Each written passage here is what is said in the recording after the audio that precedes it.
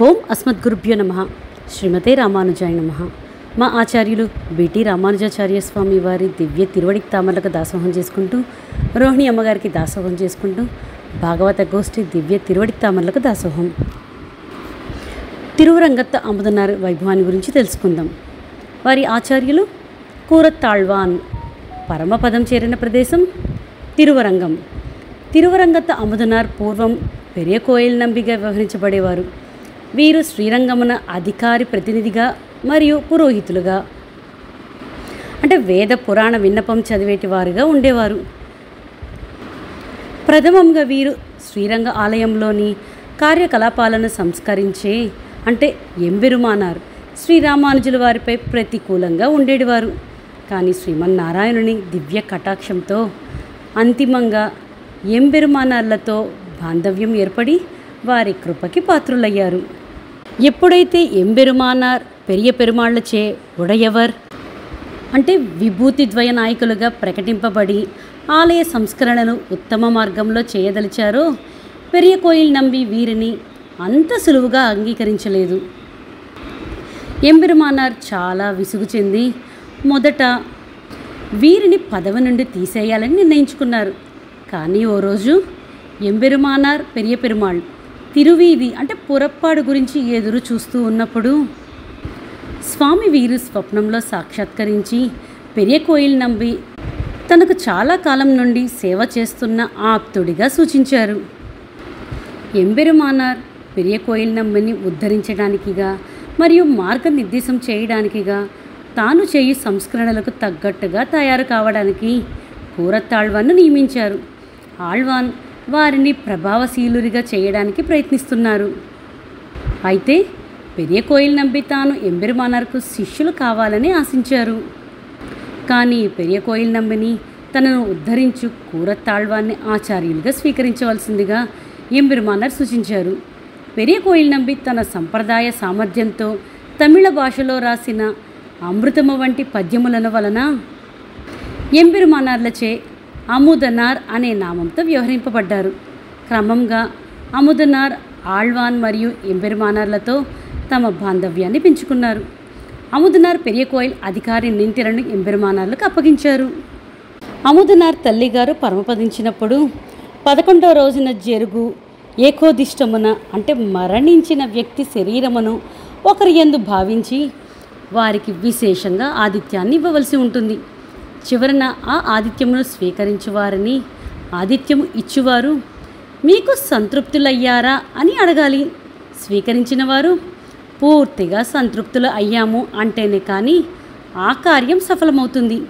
దీనిలో విశేషముగా ఎవరైతే ఈ ఆతిథ్యాన్ని ఇస్తారో వారు 1 సంవత్సరం వరకు ఆలయ కైంకర్యాలను చేయరాదనే నియమం ఉండేది. ఆ రోజుల్లో అముదనార్ ఈ కార్యక్రమానికై ఉన్నత లక్షణాలు గల శ్రీ వైష్ణవుడు కావాలని ఎంబెరుమానార్ని ఆశ్రయిస్తారు. ఆళ్వాన్ను వెళ్ళవలసిందిగా ఎంబెరుమానార్లు నియమించి ఆళ్వాన్ సంతోషంగా అంగీకరిస్తారు. ఆ ఆదిత్య కార్యము ముగియగా అముదనార్ ఆళ్వాన్ను సంతృప్తులయ్యారా అని అడుగగా వారు ఆలయ నియంత్రణను ఎంబెరుమానార్లకు అప్పగిస్తే తాము సంతృప్తులము అవుతాము అన్నారు. దీనికి అంగీకరించిన అముదనార్ తన మాటను నిలబెట్టుకొనుటకై ఆలయ తాళాలు చెవులు మరియు నియంత్రణను ఆళ్వాన్ ద్వారా ఎంబెరుమానార్కి అప్పగించారు. కాలక్రమేణా అముదనార్ తమ పౌరోహిత్యమును కూడా ఆళ్వాన్కి, అంటే ఇప్పటికీ శ్రీరంగంలో మనం ఆళ్వాన్ యొక్క వారసులు కైంకర్యంను చేయుట సేవించవచ్చు, అలా ఆళ్వాన్కు ఇచ్చేశారు. అధికారం ఇచ్చినప్పటి నుండి అముదనార్ రాను రాను ఆలయ కైంకర్యానికి దూరమయ్యారు. ఎంబెరుమానార్ ఒకసారి తిరువరంగ పెరుమాళ్ అరయ్యర్ దగ్గరకు వెళ్ళి ఇయర్ప గాన అధికారమును తమకు ఇవ్వవలసిందిగా ప్రార్థించారు. వారు దీనికి ఆమోదించి ఆ గానాధికారాన్ని ఎంబెరుమానార్కి ఇచ్చేశారు. ఎంబెరుమానార్ ఈ ఇయర్పాను అముదనార్కు అధికరింపచేయు నిత్య శ్రీరంగనాథుని కైంకర్యంలో దీన్ని ఆలపించవలసిన నిత్య కైంకర్యంను వారికి ఏర్పరిచారు. రామానుజ నూత్తందాది అవతారణ మరియు వైభవాన్ని తెలుసుకుందాం. కొంతకాలం తర్వాత అముదనార్ ఎంబెరుమానార్ పైన రామానుజ నూత్తందాదిని 108 పాసురాలను రాసి ఎంబెరుమాన్ మరియు ఎంబెరుమానార్ సన్నిధిన ఉంచారు. నంబెరుమాళ్ ఒకసారి తన బ్రహ్మోత్సవం చివరి రోజున ఎంబెరుమానార్ను ఇక తమ ఊరేగింపు గోష్ఠిలో పాల్గొనరాదని మరియు శ్రీ వైష్ణవులకు రామానుజ నూతందాని ఊరేగింపులో గోష్ఠిలో సేవించవలెనని, అది కాలక్రమేణా ప్రతి పొరపాటులో ఇక నిత్య కృత్యము అవ్వాలని నిర్ణయించారు. ఎంబెరుమాన్ యొక్క అభీష్టమును ఎరిగిన ఎంబెరుమానార్ అముదనార్ యొక్క ఈ గొప్ప కార్యక్రమాన్ని గ్రహించి మొదలాయిరంకు ఎలాగైతే మధురకవి ఆళ్వార్ను కూర్చిన నమ్మాళ్వార్ వైభవాన్ని సూచించి కన్నినన్ సురుత్తాంబి అంతిమంగా శాత్తుమరై ఉన్నో అలాగే ఏర్పాకు ఈ రామానుజ నూతందాది కూడా ఉండాలని నియమం చేశారు. ఈ ప్రపన్న గాయత్రిగా ప్రసిద్ధి పొందింది. అలాగే ఎంబెరుమానార్ అందించిన శ్రీ వైష్ణవులకు ప్రతిరోజు ఒక్కసారైన గాయత్రి జపంతో సమానంగా బ్రహ్మోపదేశం అంటే ఉపనయన వీతులు పొందిన వారందరూ తప్పనిసరిగా దీన్ని అనుసంధించాలని నియమం చేశారు. రామానుజ నూతందాదిలో ఎంబెరుమానార్ యొక్క దివ్య నామము ప్రతి పాసురంలో పొందపరిచి ఉంది. అందుకే దీనికి రామానుజ నూతందాది అనే నామము స్థిరమైంది.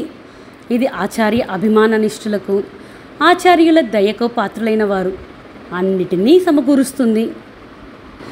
ఈ ప్రబంధం ఎవరైతే ఆచార్యుడిపై దృష్టి నిలుపుతారో వారికి ఇక ఏ స్వప్రయత్నము చేయడం అవసరం లేదు. లేకుండానే భగవత్ సంబంధం కూడా ఏర్పడుతుంది. అందుకే మన పూర్వాచార్యులందరూ మనం నిత్యం శ్రీ రామానుజుల దివ్య పాదార విందములపై పూర్తిగా ఆధారపడాలని సూచించారు. శ్రీ వైష్ణవ పండితుల్లో నాయకుడైన నాడాదున్ అమ్మాళ్ అనే వారి దివ్య ప్రబంధం రామానుజ నూతందాదిలో 45వ పాసురమగు పేర్కొన్న మత్తిలై మరియు నిన్నవన్ కీర్తియుం అను 76వ పాసురం ఆధారంగా ఎంబెరుమానార్ మనకు లక్ష్యం మరియు దానిని చేరుటకు సాధన కూడా అలా కృప చేశారు. పెరియవచ్చాన్ పిళ్ళై తిరుక్కుమారులగు నాయనార్ ఆచ్చాన్ పిళ్ళై అనువారు తమ కృతమగు చరమోపాయ నిష్ఠ అనే గ్రంథాన్ని ఎంబెరుమానార్ వైభవమును తెలుపుటకు రామానుజ నూతందాదిని విస్తృతంగా ఉపయోగించారు. మనవాళ మామనులు రామానుజ నూతందాదిపై సంక్షేపంగా సుందరమకు ఒక వ్యాఖ్యానాన్ని రచించారు. పరిచయ భాగంలో అముదనార్ మరియు రామానుజ నూతందాది వైభవాన్ని తెలిపారు. ఆ అమృత రుచిని ఇప్పుడు మనం ఆస్వాదిద్దాం. తిరుమంత్రం మరియు ఆళ్వార్ల పాసుర సారము చర్మపరవనిష్ట. ఇది నమ్మాళ్వారి విషయమున మధురకవి ఆళ్వార్ వెల్లడించారు. మధురకవి ఆళ్వార్ వలె అముదనార్ కూడా సర్వం ఎంబెరుమానార్ మీదే ఆధారపడ్డారు మరియు తమ ప్రబంధాల్లో నిరూపించారు కూడా. అముదనార్ ఆళ్వాన్ యొక్క అలుపెరుగని మరియు అపార కరుణా ప్రయత్నంతో మరియు ఎంబెరుమానార్ దివ్య కృపచే సంస్కరించబడ్డారు. ఎలాగైతే మధురకవి ఆళ్వార్ తమ 10 పాసురాలలో తమ నిష్ఠతో వెల్లడింపబడ్డారో అముదనార్ తమ 108 పాసురాలలో ఆచార్య నిష్ఠను ఈ జగత్తులో ప్రతి వారు ఉజ్జీవించి లాభపడుటకు మరియు ఆచార్య నిష్ఠులకు చాలా ప్రధాన సూత్రముగా ఆచార్య నిష్ఠను బహిర్గతం చేశారు. మామనులు కూడా దీనికి ఉపవీతమునకు అంటే ప్రధానంగా గాయత్రి మంత్రం వలె ప్రతి శ్రీ వైష్ణవ ప్రపన్నుడికి అత్యంత ప్రధానమైనదని, దీనిని ప్రపన్న గాయత్రిగా వ్యవహరించి ప్రతిదినం శ్రీ వైష్ణవులచే పఠించాలని వెల్లడించారు. అముదనార్ తమిళం మరియు సంస్కృతంలో నిష్ఠాతులు. ఇది అతనికి అరుడ చెయ్యల్లో చాలా పాసురాలకు సుందరమగ అర్థాలను తెలుపుటకు తోడ్పడింది. ఇక్కడ దానికి ఉదాహరణలు సేవిద్దాం. తిరువిరుత్తం 72వ పాసురమున నంబిళ్ళై గారు అముదనార్ యొక్క కథనాన్ని అందంగా వర్ణిస్తారు. ఈ పాసురమున నమ్మాళ్వార్లు పరాంకుశ నాయిక అవస్థ అంటే ఆ స్థితిలో భావనలో ఉన్నప్పుడు గాఢాంధరాత్రిన ఎంబెరుమానార్తో వియోగం కలిగినప్పుడు ఆ భావమున ఆందోళనగా అనుభవిస్తారు. సాధారణంగా లోకంలోన ప్రేయసి ప్రియులు వియోగ దుఃఖాన్ని ఎక్కువగా రాత్రి సమయాన్ని అనుభవిస్తారు. ఆ సమయాన సన్నని చంద్రవంక దర్శనం వలన చీకటి కొంత తగ్గుతుంది. సాధారణంగా ఈ చల్లని నెలవంక చూసి ప్రేమికులు సమూహ ఆనందాన్ని అనుభవిస్తారు. కానీ వియోగమున ఇది చాలా బాధాకరం. పరాంకుశ నాయకి ఈ నెలవంక చల్లదనం వలన ఎంబెరుమాన్ విషయాన తన మానసిక స్థితి అస్సలు నియంత్రించుకోలేకపోయింది. ఈ విషయాన్ని అముదనార్ ఉపమానంతో చాలా చక్కగా వర్ణించారు. ఒకసారి భయస్థుడకు ఒక బ్రాహ్మణుడు రాత్రి సమయాన అడవి గుండా ప్రయాణిస్తున్నాడు. ఆ సమయాన ఒక అడవి మృగం అతన్ని వేటాడగా దాని నుండి తప్పించుకొని ఎలాగో ఒక చెట్టుపైన ఎక్కాడు. ఆ మృగం ఈ బ్రాహ్మణుడు దిగగానే ఆరగిద్దామని కింద ఎదురు చూస్తూ సాగింది. ఆ బ్రాహ్మణుడు చాలా భయపడసాగాడు. ఆ సమయాన్ని ఒక పులి ఆ వైపుగా వచ్చి ఆ అడవి మృగాన్ని చంపి తినివేసి ఆ బ్రాహ్మణుడు దిగగానే ఆరగిద్దామని క్రింద ఎదురు చూస్తూ సాగింది. ఆ బ్రాహ్మణుడు క్రితము కన్నా ఇంకా ఎక్కువ భయపడసాగాడు, పులి తినునేమో అని. అదేవిధంగా ఈ పరాంకుశ నాయకి అసలు ఆదిలోనే చీకటికి భయపడసాగింది. ఆపై నెలవంక చల్లదనం ఇలా అభివర్ణించారు అముదనార్. భట్టర్ మరియు అముదనార్ గురించి. భట్టర్ తాను ఆళ్వాన్ కుమారుడని అహంభవించేవారు. తాను స్వయంగా తమ సహస్రనామ భాష్యములలో ఎంబెరుమానార్తో గొప్ప సంబంధం గల ఆళ్వాన్కు తాము జన్మించామని చెప్పుకున్నారు. అముదనార్ కూడా ఆళ్వాన్తో సంబంధము తమ రామానుజ నూత్తందాదిలో 7వ పాసురాన చెప్పుకున్నారు. ఒకసారి అముదనార్ అత్యంత పారవస్యంతో వేరొక శ్రీ వైష్ణవుడితో భట్టర్కు ఇలా కబురు పంపారు: మీరు కేవలం ఆళ్వాన్తో శారీరక సంబంధం మాత్రమే, కానీ మాకు వారితో జ్ఞాన సంబంధం అని. భట్టర్ దానికి ప్రతి సమాధానంగా అది సరే, కానీ మీరు అలా ఆత్మస్తుతి చేసుకోరాదు కదా అన్నారు. ఆళ్వాన్తో సంబంధం చాలా విశేషమైందని, అందుకనే అది అముదనార్ గర్వముగా దారితీసింది అని దీనిలోని వైభవ విషయములలో మన పూర్వాచారుల అభిమతం. కానీ వారు ఈ చర్చల సమస్యలకు అంతగా ఇతరులు నొచ్చుకోకుండా ఉండేలా చూశారు. ఆ విషయం ఒక ఉదార మార్గమున పరిష్కరించారు. ఇలాంటి సంఘటన మనం అర్థం చేసుకుంటామని మనం మన పూర్వాచారుల నిజాయితీకి గొప్పగా అభినందించాలి. ఎందుకంటే ఇలాంటి సంఘటనలను కూడా వారు చాప క్రింద అంటే దాయకుండా బహిర్గతం చేశారు కదా. చివరిగా మామునులు తమ ఆర్తి ప్రబంధంలోని 40వ పాసురమున ఈ సంసార సాగరంలో మునగకుండా తప్పించున్నది అదేనని గుర్తించారు.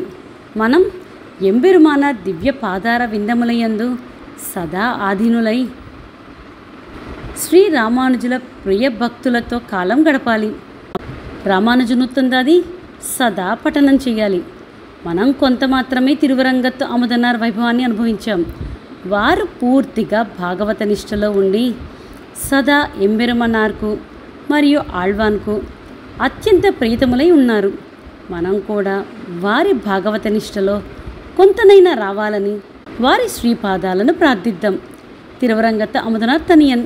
శ్రీరంగే మీనహస్తే చ జాతం రంగార్య నందనం రామానుజ పదస్కందం రంగనాథ గురుం భజే. అడియన్ రాణి రామానుజదాసి.